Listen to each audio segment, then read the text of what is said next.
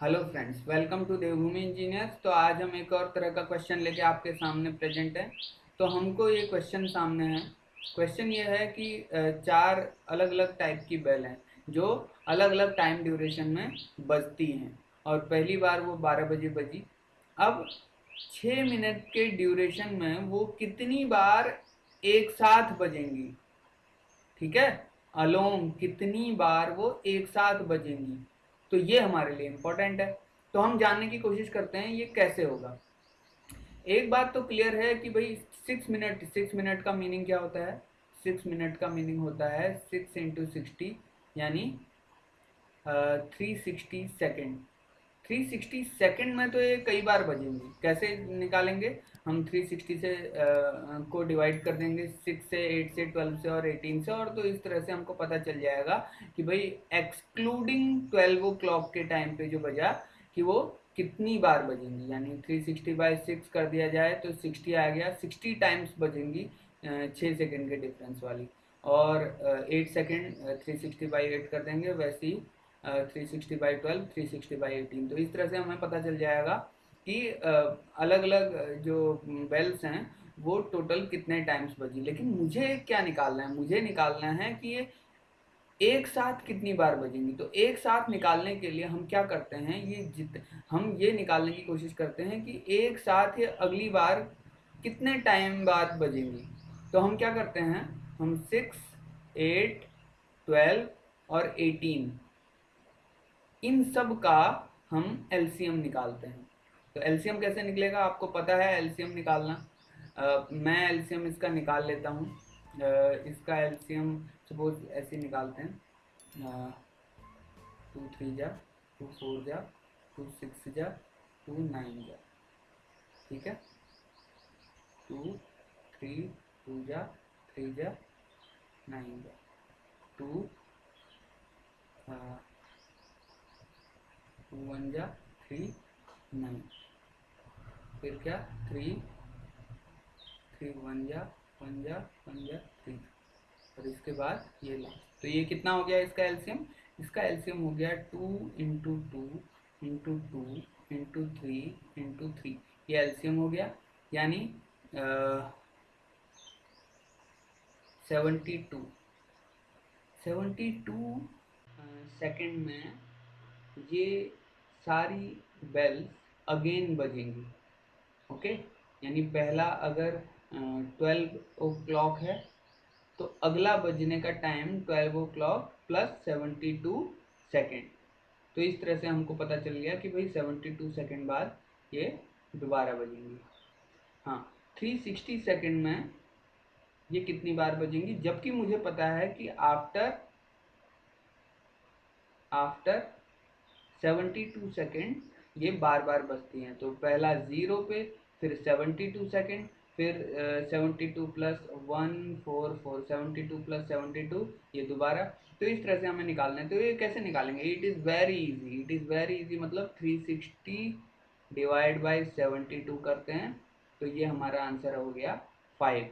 यानी अच्छा, ये 5 मैं आपको बता दूं, अगर इसमें पहला वाला पॉइंट इंक्लूड नहीं होता। अगर पहला पॉइंट इंक्लूड करना होता तो ये 5 + 1 यानी 6 टाइम्स टोटल बजी हो एक साथ। और नॉर्मली अगर पहला वाला पॉइंट इंक्लूड नहीं है तो 5 टाइम्स वो सारी बेल्स एक साथ बजेंगी। And this is your answer for this question.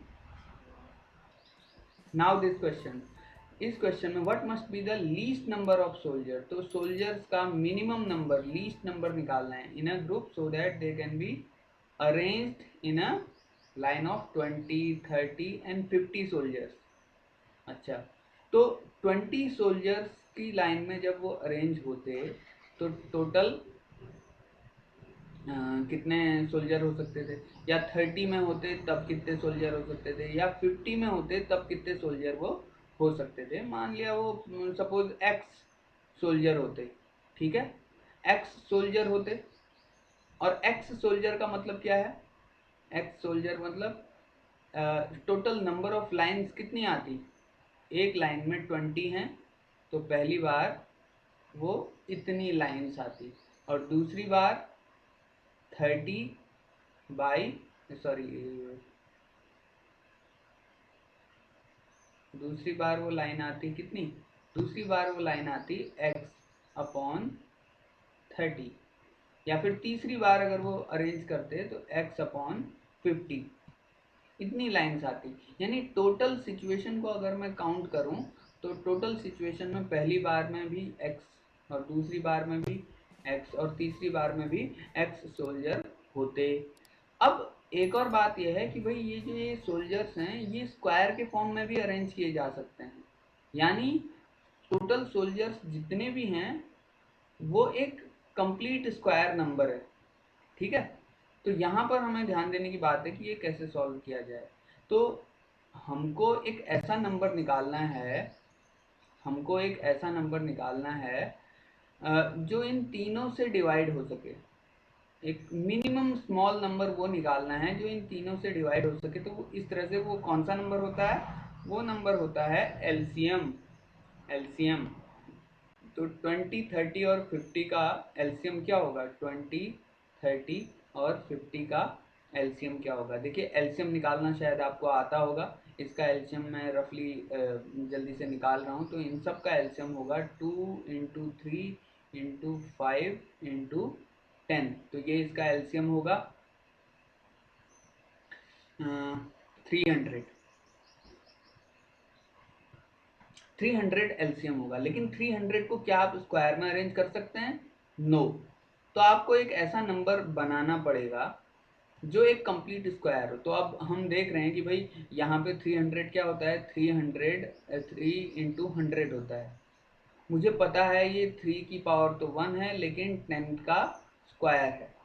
तो कंप्लीट स्क्वायर बनाने के लिए 3 का भी स्क्वायर होना चाहिए, यानी एक बार 3 और मल्टीप्लाई होना चाहिए। तो मैंने 3 को एक बार मल्टीप्लाई कर दिया, तो वो 3 को एक बार फिर से मल्टीप्लाई करने पर क्या आएगा, ये आएगा 9 इंटू 10 की पावर 2, यानी 900। तो वो जो मिनिमम नंबर है, वैसे तो 300 होते, लेकिन ये जो दूसरी कंडीशन सेटिस्फाई करनी है, ऑल्सो इन अ स्क्वायर, इसे बनाने के लिए मुझे 3 से और मल्टीप्लाई करना पड़ रहा है, क्योंकि यही मिनिमम नंबर है। इससे छोटा नंबर अगर 2 होता तो वो कंप्लीट स्क्वायर नहीं बनता। इससे बड़ा नंबर हमको करना नहीं है, क्योंकि हमको लीस्ट नंबर निकालना है। तो 3 का हम मल्टीप्लाई कर रहे हैं, और इससे हमें पता चला कि वो मिनिमम नंबर ऑफ सोल्जर्स जो स्क्वायर में अरेंज किए जा सकते हैं वो हो सकते हैं क्या, 900। कोई दूसरा स्क्वायर भी हो सकता था, लेकिन वो 300 का मल्टीपल होना चाहिए। तो 300 का जो मल्टीपल निकलेगा और वो जो लीस्ट नंबर होगा और जो स्क्वायर भी होगा वो 900 ही पॉसिबल है। तो नंबर ऑफ सोल्जर्स आपके कितने निकल गए, 900, जो 20 से भी, 30 से भी, 30 से भी और 50 से भी डिविजिबल होगा, और साथ ही साथ एक स्क्वायर भी होगा। So this is your answer.